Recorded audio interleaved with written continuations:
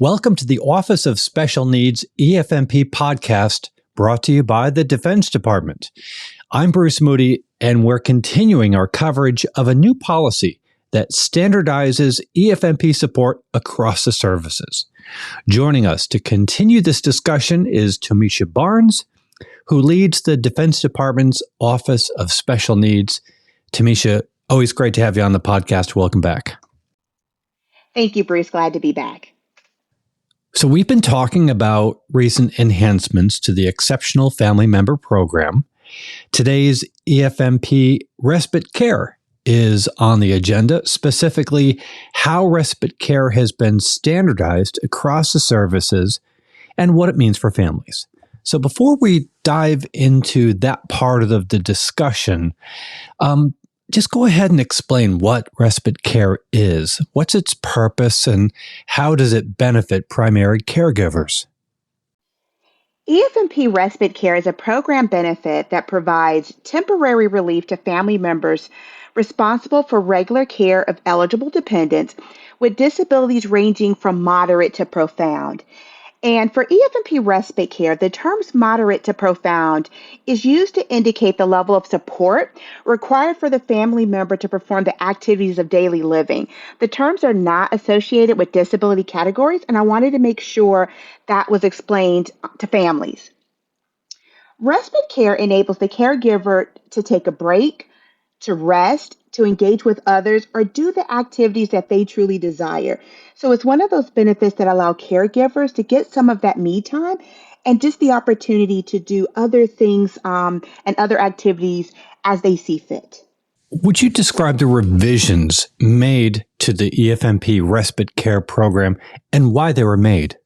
One of the concerns that we frequently heard regarding the provision of EFMP Respite Care was the inconsistency in the number of hours by military service, as well as the inconsistency in determining eligibility. When we looked at standardizing EFMP respite care, those were two of our main focus areas. One, establishing a standard number of hours, and then two, establishing a mechanism to determine eligibility for respite care across the department. As we work through standardization, we recognized that families have diverse needs, and it's not always a one-size-fits-all situation. And so we did establish a mechanism to provide additional respite care support to families that may need that level of support. Why we really looked at standardizing EFMP respite care is that we wanted to offer an equitable experience for families, and we wanted to create a standard EFMP respite care benefit and a standard mechanism for determining eligibility based on the holistic needs of a dependent and that level of care that a caregiver is providing, and not to have a benefit that is specific to a diagnosis. What is the standard mechanism that's now in place for determining eligibility for respite care across the services, and how has this streamlined the process? Great question, Bruce. One of the first components in standardizing the EFMP respite care benefit was to establish a standard process for determining eligibility. When we looked at the standardization process, we sought to utilize and leverage best practices implemented by the military services. Particularly in this area, the United States Marine Corps had established a process where they used EFMP respite care level of need rubrics to determine eligibility for respite care. And we leveraged those rubrics and created that standard mechanism across the department. Something that's very important to note about the rubrics focus on the holistic needs of the dependent and not the diagnosis. How does the updated policy cover adult dependents who were previously not eligible for respite care, and what led to this change in coverage? So one of the things when we talked about the reasons for standardizing EFMP respite care, we talked about the variability in how the program benefit was being provided. And one of those variabilities was across the department, dependent upon the service, adults may not be eligible for EFMP respite care. One of the things that's very important to note about the EFMP is that it's not a child-only program. And importantly, caregivers supporting adults also need support. They need time to relax. They need time to engage with others. They need that time to do what they need to do for their own health and wellness. And so it's very important to us that we ensure that caregivers serving adults receive support as well. And that's why we updated the policy language to ensure that that's a common practice across the department. How will the consistent number of respite hours, which is 20 or 32 hours per month, how will that be determined for each family? What are the factors that influence the allocation of these hours? So earlier in our conversation, we talked about the standard mechanism for determining eligibility. That standard mechanism, the EFMP respite care level of need rubrics, is also the mechanism that determines the number of hours for each family. So the standard allotment of hours will be offered monthly per family based on eligibility categories defined by those level of need rubrics. Dependents scored as level of need 3, that family is eligible for 20 hours per month. Dependents scored as level of need 4 are eligible for 32 hours per month. And dependents with a level of need 1 or 2 are not eligible for respite care services. And when we're looking at levels of need 3 and 4, those are dependents that have a higher level of need. And when I say higher level of need, they're requiring a higher level of assistance with their activities of daily living and just overarching needs that a caregiver is supporting. Each level of need rubric outlines the standard eligibility criteria, and that is what determines a dependent's level of need and concludes a family's eligibility for EFMP respite care. And just a couple of quick things about the level of need rubric that I think will be important to share is that the level of need rubric is organized in categories such as activities of daily living, educational needs, and behavior and safety, among others. And it's really meant to provide a comprehensive and holistic view of the dependent's unique needs, inclusive of any and all diagnoses and conditions. Will families experience a change in respite hours? And what would be the reasoning behind these variations? The answer to that question, Bruce, is yes. Some military families will experience a change in the number of EFMP respite care hours they receive. For some families, it will be an increase, and for some families, it will be a decrease. And the reason why there is variation is because the EFMP respite care benefit was not standard across the department. And with standardizing the number of hours, it will result in a change.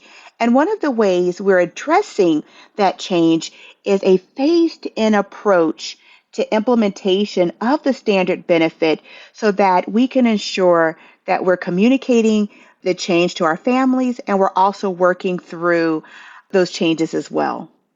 How can a service member request additional EFMP respite care services if needed?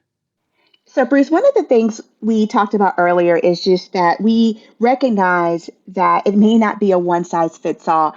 And we know that the needs of families will vary. And so within the policy, we did create a mechanism that service members and or caregivers may request the provision of additional support if they're experiencing an exceptional circumstance or temporary hardship.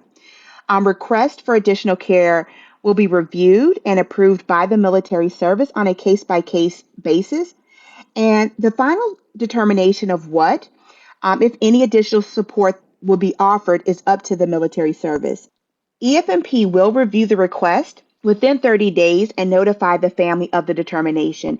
And again, we know that the needs of families will vary, and so we definitely felt it was important to have a mechanism in place for a family that requires some additional support, and that mechanism is in place.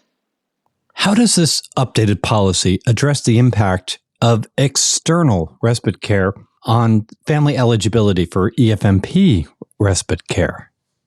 We want families to receive and benefit from all available services. So within the updated policy, it was very important to us that we ensure that families are not limited on the availability of EFMP respite care if they're receiving external respite care services. And so we put a clause within the DOTI that indicates we will not limit the availability of EFMP respite care. We will not limit the number of hours we provide because a family is receiving respite care from an external source. And that could be TRICARE Echo respite care services or any other respite care services. We want families to receive all that's available to them. And so we wanted to make sure that we were not limiting in any way.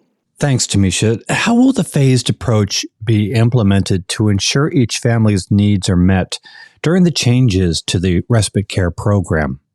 Wow, Bruce, that is a great question. The phased-in approach is designed to support our families. We do know with implementation of the EFMP standard respite care benefit, there will be families that will experience an increase of services.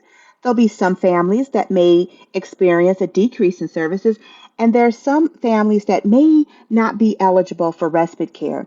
The phased-in approach is a gap period, and that gap is between notification and implementation, and it's designed to make sure that we provide sufficient time to families to plan for the change in services, but also that we support them in securing other options that they need. Tomeshia, we're really grateful that you're with us and can really speak to this policy and the various aspects of it. We're going to put some links in the program notes, but just give us an idea of where people can go to find support, additional information, just general information even about the Exceptional Family Member Program. One of the greatest places to seek help, support, to learn more about the EFMP is your EFMP Family Support Office. And if you don't know where that office is or who to contact, there's a wonderful online tool called Military Installations. And that tool will provide you with the contact information for your EFMP Family Support Office. I like to say the EFMP Family Support Office is there to support families as they access and navigate the services that they need. So again, that's the one place that I would recommend all families either contact, become familiar with, because they're there to help you.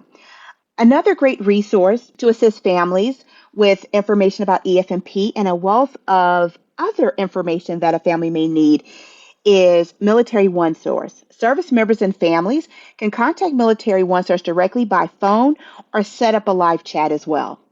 Tomeshia Barnes, always great to have you on the podcast. We appreciate you being with us through this series of episodes where we break down this new DoD policy that standardizes EFMP support across the services. Thank you so much for continuing to walk us through this new policy. Thank you for having us, Bruce. And thanks for joining us for this episode of the Office of Special Needs EFMP podcast brought to you by the Defense Department. Be sure to subscribe wherever you listen to your podcast because we're covering all the EFMP standardization enhancements that you need to know about. And of course, share your feedback about this podcast, questions you have. And as always, you can contact MilitaryOneSource.mil for support anytime. I'm Bruce Moody. Thank you so much for listening. Take care. Bye-bye.